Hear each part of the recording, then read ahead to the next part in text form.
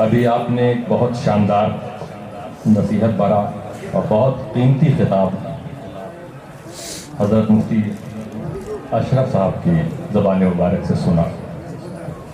صحیح معنوں میں کہ اس کے بعد اب پروگرام ختم ہو جانا چاہیے، وقت بھی بتا رہا ہے، اور کیونکہ یہ بات جو تھی بڑی جامع، دل کو چھونے والی، ایسے خطاب کے بعد بس یہی کہنا چاہیے کہ اللہ تعالیٰ ان باتوں پر عمل کرنے کی ہم سب کو توفیق عطا فرمائے اور مفتی صاحب قبلہ کے علم و عمل میں برکتیں نازل فرمائے، کیونکہ وہ بھی سوشل جو خدمات ہیں اس میدان میں ایک نمایاں ہستی حضرت مفتی صاحب کی ہے، جو پورے گجرات سے خبر جہاں جہاں جاتے ہیں آتی ہے. اسی لیے اس طرح کے پروگرام کو بھی آپ پسند کرتے ہیں، اور میں مبارکبادی دوں گا محسن اعظم مشن سرکیج جوہا پورہ احمد آباد کی برانچ کو، صدر، تمام اراکین، تمام ممبرز کو. اللہ نے آپ کو یہ توفیق عطا فرمائی اور رب قدیر آپ کی ان کوششوں کو قبولیت کا درجہ عطا فرمائے کہ آج ایک شاندار پروگرام پہلی بار برانچ کر رہی یہاں پر ہماری برانچ محسن اعظم مشن کی، اور ایک بہت کامیاب پروگرام نظر آ رہا ہے. یہ لوگوں کا میں بھی شکریہ ادا کرتا ہوں، اور خصوصیت کے ساتھ یہ ہمارے جو 15 بھائی اور ہماری قوم کی 15 بہنیں، اصل تو آج انہی کے لیے ہم لوگوں نے یہ محفل سجائی ہے. ہم ان کو اور ان کے پریوار والوں کو بھی مبارکباد پیش کرتے ہیں. جو ایکٹیویٹیز محسن اعظم مشن کے پلیٹ فارم سے چل رہی ہے،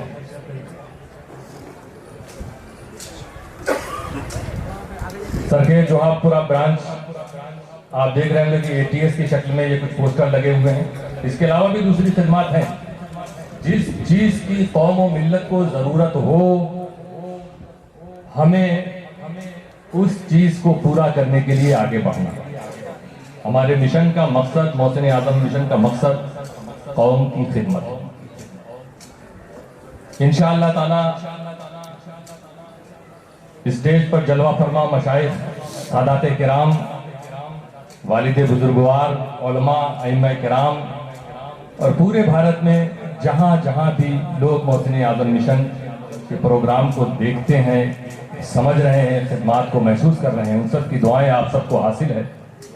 اور ہمیں امید ہے کہ آگے چل کے گجرات اور گجرات کے بعد دوسرے اور اسٹیٹس میں بھی ہم ایجوکیشن کے میدان میں، میڈیکل کے میدان میں بھی کچھ بڑے کارنامے انجام دینے کی کوشش کریں گے. اللہ تعالیٰ اسے پورا فرمائے. مختصر سی بات میں بھی آپ کے سامنے رکھوں گا. حدیث پاک جو نکاح کے خطبے میں پڑھی جاتی ہے، النکاح من سنتی، حضور صلی اللہ علیہ وسلم فرما رہے ہیں نکاح میری سنت ہے. اور سنت کا مطلب ہوتا ہے طریقہ. ومن رغب عن سنتی فلیس منی، حضور فرما رہے ہیں میری سنت، میرا طریقہ ہے، اور جو اس طریقے سے دور رہا فلیس منی، وہ میرا نہیں. قرآن اور حدیث کی روشنی میں مفتی اشرف صاحب نے جو کچھ بیان کیا ہے کہ ہمیں کب کیا کرنا چاہیے، اسی لیے قرآن کیا ہے؟ قرآن خود کہہ رہا ہے ہدی للناس، انسانوں کی رہنمائی کے لیے. امت مسلمہ کو تو کہیں جانے کی ضرورت ہی نہیں، صرف اس قرآن کو دیکھے، رسول کے اقوال اور حدیث کو دیکھے، زندگی کس اسٹائل میں گزارنا ہے اپنے آپ گزرے گا. نبی نے فرمایا کہ یہ میرا طریقہ، میری سنت. آپ دیکھیں حدیث میں رسول صلی اللہ علیہ وسلم جب ورڈ کو چنتے ہیں، آپ کی زبان اقدس سے لفظ جب وارد ہوتا تو کون سا لفظ ہو رہا ہے، کون سا نہیں ہو رہا ہے، یہ غور کرنے کی بات ہوتی ہے. حضور فرما رہے ہیں نکاح میرا طریقہ، نکاح میری سنت. اور آگے فرمایا فمن رغب عن النکاح عن سنتی فمن رغب عن سنتی فلیس منی. آگے فرمایا جو میری سنت سے دور رہا. بات نکاح کی پہلے جملے میں کہی حضور نے، بعد میں یہ نہیں کہا کہ جو نکاح سے دور رہا، فرمایا میری سنت سے دور رہا وہ میرا نہیں۔ صرف اتنا مت سمجھ لینا کہ جو نکاح سے دور رہا وہ مصطفیٰ کا نہیں۔ حضور چاہتے تو اس حدیث میں یہ فرماتے النکاح من سنتی فمن رغب عن النکاح، کہ نکاح میرا طریقہ ہے، جو نکاح سے دور رہا وہ میرا نہیں۔ حضور نے یہ نہیں فرمایا بلکہ یہ فرمایا نکاح میری سنت، جو میری سنت سے دور رہا وہ میرا نہیں۔ اس کا مطلب یہ ہے کہ یہاں ہم لوگ جو موجود ہیں نکاح کی مجلس اور محفل میں جب جاتے ہیں، صرف وہیں تک ہمارے لیے یہ نہیں ہے کہ ہم نبی کی سنت کو ادا کریں، سبحان اللہ، پوری زندگی اپنے پورے جیون کال میں جب تک ہم زندہ ہمیں نبی کے طریقے پر چلنا، جس طرح آ رہا ہے سمجھ لے وہ مصطفیٰ کا نہیں ہے۔ صرف جلوسوں میں شامل ہو کر، جلسوں میں شامل ہو کر، مجلسوں میں شرکت کر کے، لنگروں کا اہتمام کر کے ہم یہ نہ سمجھ بیٹھے کہ ہم نبی والے ہو گئے۔ نبی والا بننے کے لیے ہمیں نبی کی باتوں پر عمل کرنا پڑے، اور حضور نے فرمایا جو میرے طریقے پر نہیں چلتا وہ میرا نہیں ہے۔ میرے دوستو، اب جتنی اپنی زندگی میں جن مراحل سے تم گزرتے ہو، جس وقت کا تمہیں سامنا کرنا پڑتا، بس اس میں تمہیں یہ یاد رکھنا ہوگا کہ اس وقت نبی کا کیا فرمان ہے، نبی نے کیا کہا۔ اس وقت جب سورج نکلنے والا ہو، نکلنے سے پہلے ابھی نبی سورج نہیں نکلا، تمہارے لیے فجر کی نماز تھی، اگر تم نے ادا کر لی تو تم نبی کے طریقے پر ہو۔ سبحان اللہ، اٹھے تم روزگار کے لیے نکلے، کیسی کمائی تمہیں کرنی ہے، کیسی نہیں کرنی، کون سا بزنس کرنا ہے، کون سا نہیں کرنا، سب بتا دیا نبی نے۔ رزق حرام کی طرف اگر تمہارے قدم بڑھ رہے ہیں تم نبی کے نہیں ہو دوستو۔ ظہر کا وقت آیا وہ نماز کا وقت ہے، عصر کا وقت آیا وہ نماز کا وقت ہے، مغرب وہ نماز کا وقت ہے، عشاء سونے سے پہلے تمہیں بارگاہ الہی میں سجدہ جھکانا ہے، کیونکہ یہ نبی کا طریقہ۔ ان فرائض کے ساتھ ساتھ دوستو، اگر ماں باپ ہیں، رشتہ دار ہیں، بھائی بہن ہیں، ان کے ساتھ کیا سلوک تمہیں کرنا ہے۔ صرف نکاح نہیں سنت ہے، اس کو لوگ کہتے ہیں چلو بھائی سنت کی ادائیگی، نہ جانے کتنی سنتیں ایسی ہیں جو ہم روز ضائع کرتے ہیں۔ اور نکاح کا معاملہ تو دیکھو، دو ایسے بھی بزرگ گزرے ہیں، بہت سے اولیاء کرام جنہوں نے شادی نہیں کی، لیکن حضرت بشر حافی اور حضرت مخدوم اشرف جہانگیر سمنانی، انہوں نے بھی شادی نہیں کی۔ کبھی کبھی کچھ لوگ نادانی میں انگلیاں اٹھا دیتے ہیں کہ نبی فرما رہے ہیں نکاح میری سنت ہے، اور مخدوم اشرف نے سنت نہیں ادا کی، حضرت بشر حافی نے سنت نہیں ادا کی۔ ارے یہ سوال تو حضرت مخدوم اشرف جہانگیر سمنانی اور حضرت بشر حافی سے بھی ہوا تھا، انہوں نے بھی جواب دیا۔ بشر حافی وہ ایسے پائے کے بزرگ جب تک آپ زندہ تھے بغداد میں کسی جانور نے سڑک پر پیشاب پیخانہ نہیں کیا۔ کیوں؟ کیونکہ حافی کا مطلب ہوتا ہے جو پیدل چلے بغیر چپل کے، اس کو حافی کہتے ہیں۔ آپ بغیر چپل کے چلا کرتے تھے۔ آپ کی سوچ یہ تھی کہ جب اللہ نے بغیر چپل کے پیدا کیا تو اس کا مطلب یہ ہوا کہ چپل ضروری نہیں، بغیر کپڑے کے بھی پیدا کیا مگر کپڑا پہننے کا حکم دیا، سطر چھپانا فرض اسلام نے بھی بتا دیا، چپل پہننا فرض واجب نہیں۔ حضرت بشر حافی کہتے ہیں جب اس کی پر پیشاب نہیں کیا کیونکہ بشر حافی کا گزر ہوتا ہے۔ تو جانتے ہو کب کیا؟ ایک مرتبہ ایک جانور سڑک پر پیشاب کر رہا تھا، پیخانہ کر رہا تھا، ایک راہگیر گزر رہا تھا، اس نے دیکھا، کہا کہ میں نے اپنی زندگی میں پہلی بار دیکھا کہ کوئی جانور سڑک پر پیشاب کر رہا ہے۔ ابھی اس نے یہ سوچا ہی تھا کہ اعلان ہونے لگا کہ حضرت بشر حافی کا انتقال ہو چکا۔ ایسے پائے کے ولی دوستو حضرت مخدوم اشرف جہانگیر سمنانی کی کیا شان۔ سبحان اللہ، سبحان اللہ۔ ان بزرگوں سے بھی پوچھا گیا کہ سرکار یہ سنت ہے آپ نے ادا کیوں نہیں کیا، تو آپ کا جواب تھا یقیناً نکاح سنت ہے، لیکن اللہ سے محبت یہ فرض ہے۔ سبحان اللہ۔ ابھی فرض میں لگا ہوا ہوں، جیسے ہی یہ پورا ہوگا سنت بھی ادا کریں۔ سبحان اللہ سبحان اللہ۔ یہ بزرگوں کے معاملات ہوتے ہیں، یہ بزرگ ہی سمجھتے ہیں، بے شک یہ اللہ اور ان کے بیچ کے راز ہوتے ہیں۔ اللہ ان سے کچھ کام لینا چاہتا ہے، وہ اللہ کے حکم سے چلتے ہیں۔ رب قدیر انہیں سمنان سے کی چوشا لے جاتا ہے، بے شک بے شک وہ خدا کے حکم سے ادھر ادھر سفر کرتے ہیں، ان کی باتیں خدا سے ہوا کرتی ہیں۔ بے شک میرے دوستوں کبھی اشکال نہیں ہونا چاہیے، انگلیاں نہیں اٹھنی چاہیے اللہ کے ولیوں پر۔ بے شک تو دوستو یہ سنت ہے نکاح، حضور نے فرمایا کہ نکاح میری سنت، میرا طریقہ، اور جو میرے طریقے سے پھر گیا وہ میرا نہیں۔ میرا طریقہ نبی نے پھر استعمال کیا، صرف نکاح نہیں کہا۔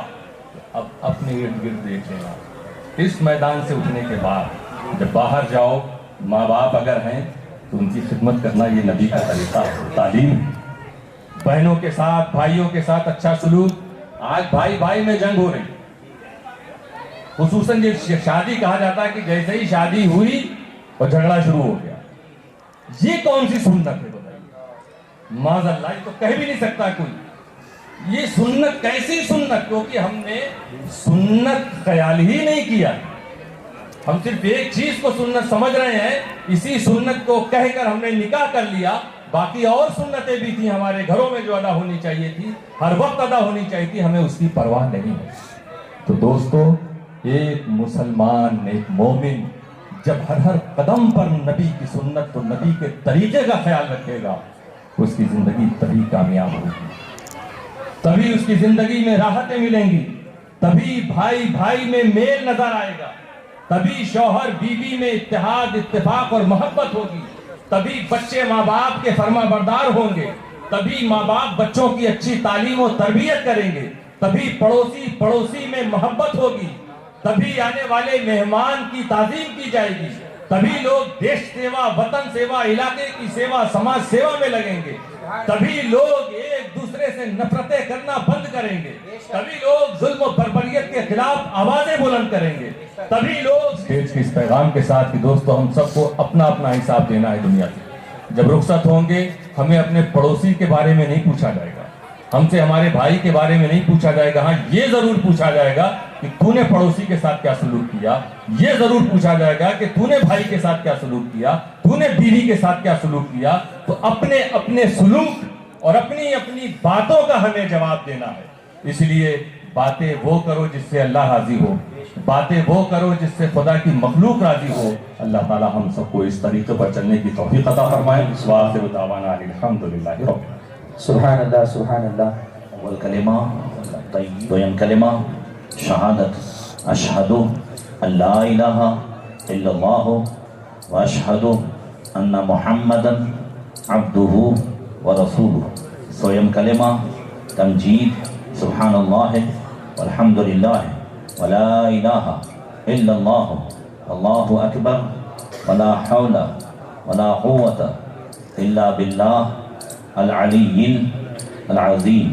چارم کلمہ توحید لا الہ الا اللہ وحدہ لا شریک لہ لہ الملک ولہ الحمد یحیی ویمیت بیدہ الخیر وہو علی کل شیء قدیر۔ پنجم کلمہ رد کفر اللہم انی اعوذ بک من ان اشرک بک شیئا وانا اعلم به واستغفرك لما لا اعلم به تبت عنه وتبرأت من الكفر والشرك والكذب والغیبة والبہتان والمعاصی كلها اسلمت وآمنت وأقول انی اشہد ان لا الہ الا اللہ واشہد ان محمدا عبدہ ورسولہ استغفر اللہ ربی من کل ذنب واتوب الیہ۔ اب حضور فاتح بغداد خطبہ عشاء فرمائے۔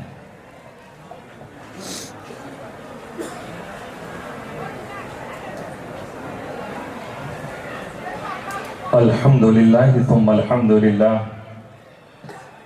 الحمدللہ نحمده ونستعینه ونستغفره ونؤمن به ونتوکل علیہ